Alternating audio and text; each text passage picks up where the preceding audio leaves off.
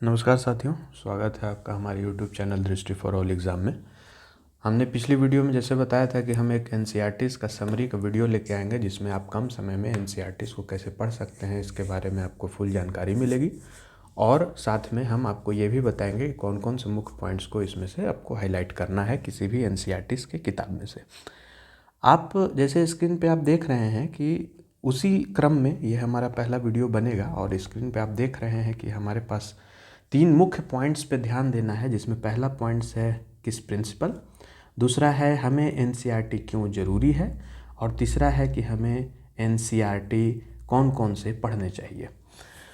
उससे पहले एक प्रमुख कथन है कि don't make the process harder than it is, अर्थात आप जिस काम को कर रहे हैं वो जिस अवस्था में है आप उसी अवस्था में उसकी प्रक्रिया को अपनाएं। क्या होता है ना, कभी कभी बहुत लोग कंफ्यूज होते हैं और किसी भी छोटे से छोटे काम को इतना वो हेजिटेशन के साथ करने की कोशिश करते हैं कि उसके करने की प्रक्रिया को बहुत ज़्यादा हार्ड बना देते हैं। इस चक्कर में क्या होता है कि आसान सी प्रक्रिया को भी वो मुश्किल से लेते हुए जो अपने लक्ष्य जो उनका निर्धारित रहता है उस पर वो नहीं पूरा कर पाते हैं, वो अपने लक्ष्य को प्राप्त नहीं कर पाते हैं। तो इसी में ये 3 प्रिंसिपल अगर हम फॉलो करें किसी भी तैयारी के दौरान तो हमें ये इस चीज़ का सामना नहीं करना पड़ेगा। कि सबसे पहला चीज़ तो है कि आप किस प्रिंसिपल, जिसको कहा जाता है कि ये किस प्रिंसिपल है क्या, सबसे पहले हम ये समझते हैं। किस प्रिंसिपल का फुल फॉर्म होता है कीप इट सिंपल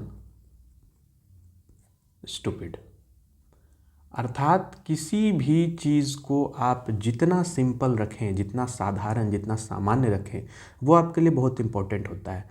अच्छा, अब ये कहने का मतलब ये हुआ कि ठीक है किस प्रिंसिपल तो है कीप इट सिंपल स्टूपिड हम कह रहे हैं, लेकिन इसका कहने का मतलब क्या है। कहने का मतलब ये है कि जैसे सपोज आप किसी एग्ज़ाम की तैयारी कर रहे हैं, चाहे वो यूपीएससी हो या यूपीपीसीएस हो या बीपीएससी हो, है ना, या अदर कोई पीसीएस एग्ज़ाम हो, तो इसमें आपको ये ध्यान देना होगा कि हमें किन किन प्रक्रियाओं को, किन किन स्टेप्स को हम फॉलो करें सिंपल वे में, जिससे हमें लोड भी ना पड़े और हमारा काम भी बन जाए, हम तैयारी में भी आगे आते रहें और हम अपने लक्ष्य को प्राप्त कर लें। तो इसमें क्या होता है कि सबसे पहला जो है वो बेसिक किसी भी तैयारी के लिए होता है कि हमें एनसीईआरटीज़ पढ़ना ज़रूरी है। एनसीईआरटीज़ स्टडी, ये सबसे पहला काम है कि हमें एनसीईआरटी को पढ़ना पड़ेगा। एनसीईआरटी कैसे बनाना है, क्या करना है, उस पर तो हमारी वीडियोस आते ही रहेंगे, बट एनसीईआरटी पढ़ना मस्ट है किसी भी पीसीएस, यूपीएससी, यूपीपीसीएस एग्ज़ाम के लिए। दूसरा सबसे बड़ा चीज़ है कि हमें एक न्यूज़पेपर पढ़ना भी बहुत ज़रूरी होता है। हमें एक न्यूज़पेपर पढ़ना भी ज़रूरी है ना। न्यूज़पेपर रीडिंग से हमें ये होता है कि हम किसी भी चीज़ को बहुत ही अच्छे तरीके से घटनाक्रम को समझ सकते हैं, जो समसामयिकी घटनाएं घट रही हैं उस चीज़ को हम बाकायदे समझ सकते हैं। तीसरा चीज़ होता है कि हम नोट्स बनाएंगे, किसी भी टॉपिक्स का जो है वो नोट्स बनाना बहुत ज़रूरी है। कि हम ठीक है मान लेते हैं हम एनसीईआरटी पढ़ रहे हैं, एनसीईआरटी के हमने इतिहास का क्लासिक्स का चैप्टर पढ़ा, तो किसी उस बुक्स में 4-5 चैप्टर अगर आते हैं तो उन 4-5 चैप्टरों में से हमने कितना प्रोडक्टिव पॉइंट्स निकाल पाया वो एक हम कंसाइज नोट्स के रूप में हम समाहित करेंगे उस चीज़ को। उसके बाद एक चीज़ और इसमें ध्यान देना है आपको, वो ये है कि चौथा जो आपके पास एक पॉइंट निकल के आता है वो आता है कि आपको टेस्ट्स लगाते रहने हैं। किसी भी चीज़ के लिए, किसी भी एग्ज़ाम के लिए टेस्ट सीरीज़ इम्पोर्टेंट्स होता है, आपको टेस्ट सीरीज़ लगाने हैं, है ना। टेस्ट सीरीज़ आपको लगाना ही होगा। और पांचवा जो सबसे मुख्य इम्पोर्टेंट बात होती है वो होती है रिवाइज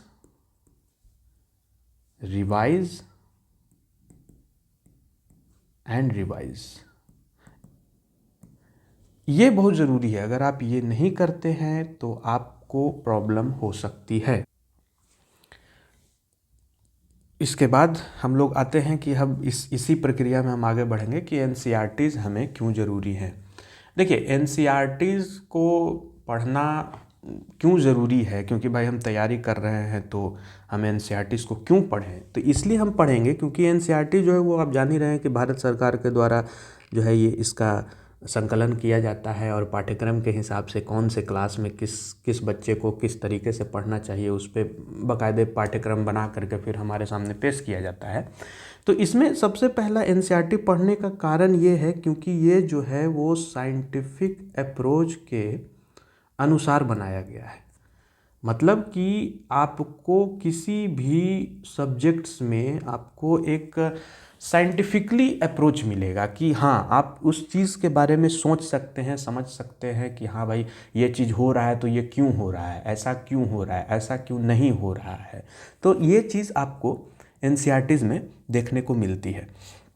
दूसरा चीज़ है कि जो है सो लेवल जो है वो क्लासेस के अनुसार इंक्रीज करता है ना। Level increases according to class. जैसे जैसे क्लासेस बढ़ेंगे, मतलब क्लास 6 है, 6 का एक अंडरस्टैंडिंग लेवल का तरीका है, उसके हिसाब से एनसीईआरटीज़ लिखना, फिर 7th में, फिर 8th में, फिर 9th में। तो इसी प्रकार से लेवल जो है वो इंक्रीज करते रहता है ना। तो ये आपका आ गया दूसरा पॉइंट कि हमें क्यों जो है वो एनसीईआरटीज़ को पढ़ना चाहिए। अच्छा, और तीसरा चीज़ क्या है, तीसरा चीज़ सबसे बड़ा है कि एनसीईआरटीज़ को पढ़ना चाहिए क्योंकि ये जो है वो हमें किसी भी टॉपिक पे, किसी भी सब्जेक्ट्स पे हमें जो है ना एक ये नैरेटिव देता है और वो एक ब्रॉड नैरेटिव होता है जिससे हम उसके बारे में सोच सकते हैं कि आखिर ऐसा क्यों हुआ, ऐसा क्यों हुआ, ये क्यों हो रहा है, वो क्यों हो रहा है। जैसे एक एग्जांपल के तौर पे अगर हम लेना चाहें तो जैसे अगर मान लेते हैं कि हम इकोनॉमिक्स की बात करें तो इकोनॉमिक्स के क्लास 6 वाले चैप्टर में आप देखिएगा कि आपको पढ़ना है पालमपुर की कहानी।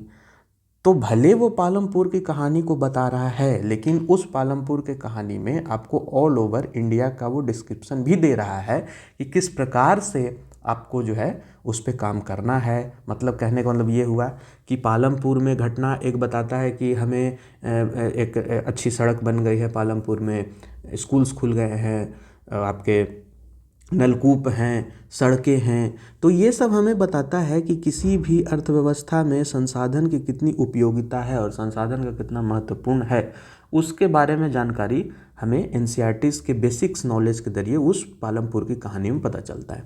तो इससे ये हम क्लियर सेट कर पाते हैं कि क्यों हमारे लिए एनसीईआरटीज़ इम्पोर्टेंट होता है।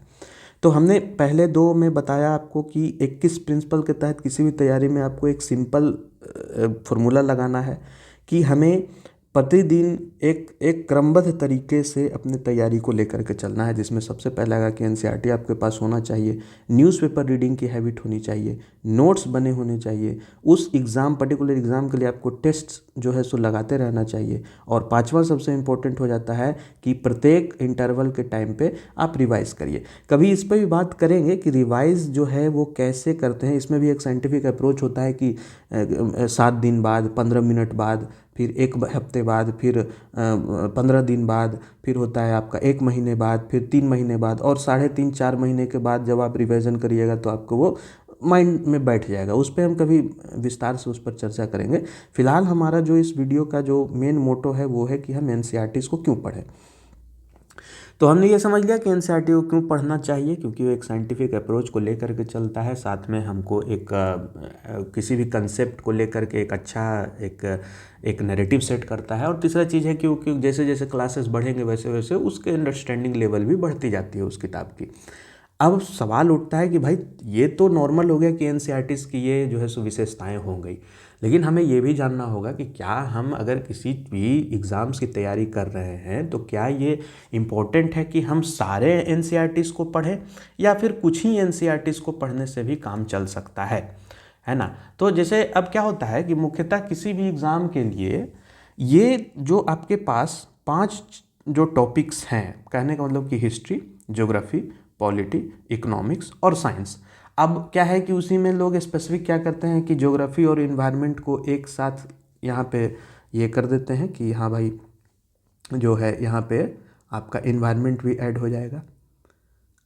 तो मुख्यतः तो ये सब ऐड कर सकते हैं, बट अगर अब हम एक ब्रॉड में और एक पर्टिकुलरली सब्जेक्ट्स को देखेंगे तो हमारे पास ये 5 ही सब्जेक्ट्स मिलते हैं, जिसमें आपके पास हिस्ट्री, ज्योग्राफी, पॉलिटी, इकोनॉमिक्स और साइंस, यही 5 टॉपिक्स पे हमें, 5 सब्जेक्ट्स पे जो है सो हमें एनसीईआरटीज़ को बनाना पड़ता है, पढ़ना पड़ता है। अब हम देखते हैं कि कौन कौन से सब्जेक्ट्स के लिए कौन कौन से क्लासेस के एनसीईआरटीज़ इंपॉर्टेंट हैं, उसको भी हमें समझना पड़ेगा। तो सबसे पहले हम लेके चलते हैं हिस्ट्री का।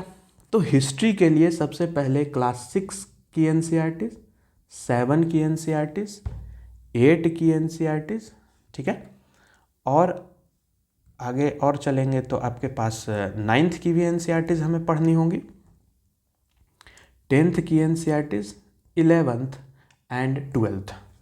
अब देखिए, अब होता क्या है कि 6, 7, 8 जो है ये तो तीनों आपकी बात करता है इंडियन हिस्ट्री के बारे में, ये इंडियन हिस्ट्री को बताता है।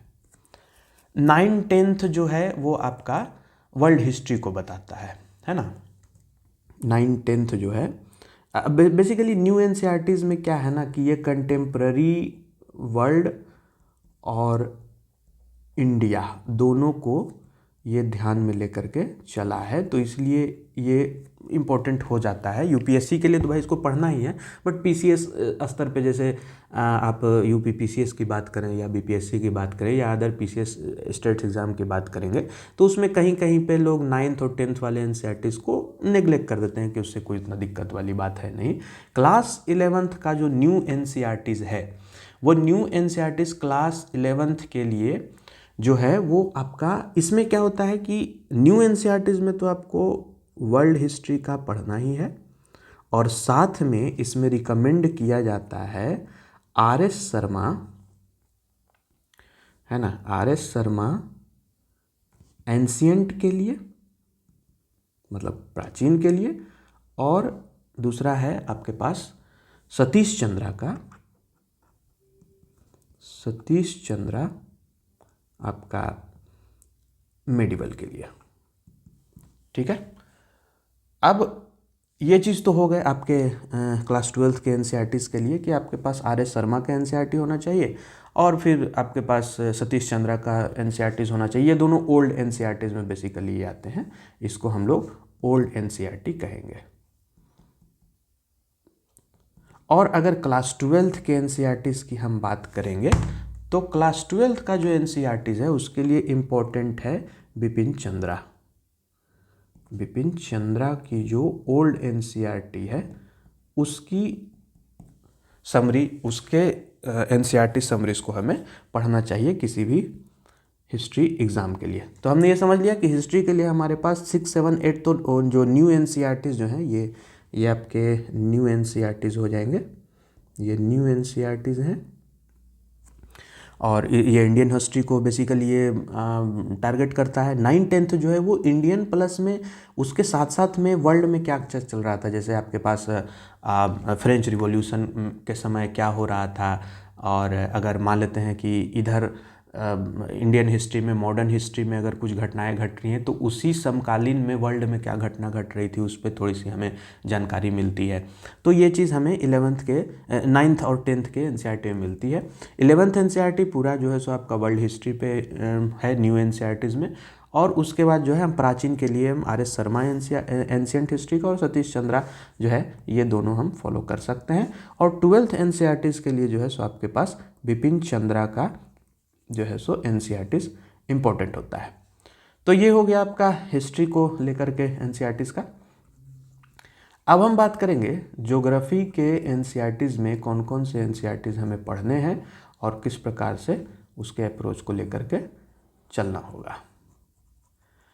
तो सबसे पहले हमें ये समझना है कि एनसीईआरटीज़ तो पढ़ रहे हैं, बट एनसीईआरटीज़ का बेसिक्स जो है सो हमें, क्योंकि देखिए क्या होता है किसी भी एग्ज़ाम के लिए बेसिक्स नॉलेज अगर आपके पास नहीं है तो आप कोई भी एग्ज़ाम की तैयारी करें वो समझिए कि निरर्थक ही माना जाएगा। हायर लेवल एग्ज़ाम्स जैसे हम यूपीएससी, यूपीपीसीएस और अदर स्टेट की एग्ज़ाम, अदर स्टेट सर्विस की एग्ज़ाम की बात करें तो उसके लिए हमें बेसिक नॉलेज होना बहुत ज़रूरी है, और वो बेसिक नॉलेज हमें एनसीईआरटी से ही मिलेगी।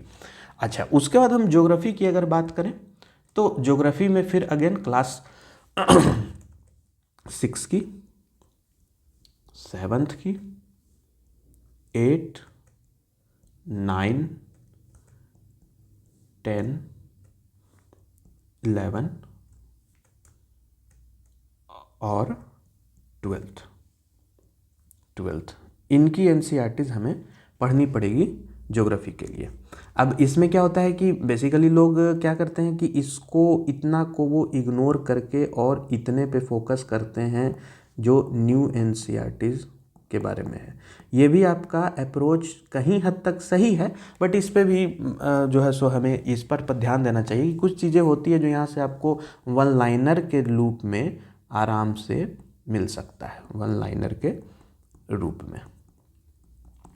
चलिए उसके बाद हम पॉलिटी की बात कर लेते हैं। पॉलिटी के जो एनसीईआरटीज़ हैं उसमें आप देखिएगा तो ऐसे तो इम्पोर्टेंट्स नहीं माने जाते हैं, बट आप चाहे तो इसको स्किप भी कर सकते हैं, लेकिन मुख्यतः आपको क्लास 11th और 12th के एनसीईआरटीज़ को इम्पोर्टेंट स्तर पे पढ़ना पड़ेगा। क्योंकि आप अगर चाहे तो 6, 7, 8 छोड़ सकते हैं, लेकिन पॉलिटी एक ऐसा सब्जेक्ट है जिसमें आपको तो एक बेसिक नॉलेज तो चाहिए ही, क्योंकि आजकल क्या है कि राजनीति से लोग इंटरेस्टेड ज़्यादा लेते हैं, तो इसके लिए हमें पॉलिटी की समझ होनी बहुत ज़रूरी है। तो इसके लिए हम 11, 12 के एनसीईआरटीज़ को मोस्ट इम्पॉर्टेंट पढ़ेंगे।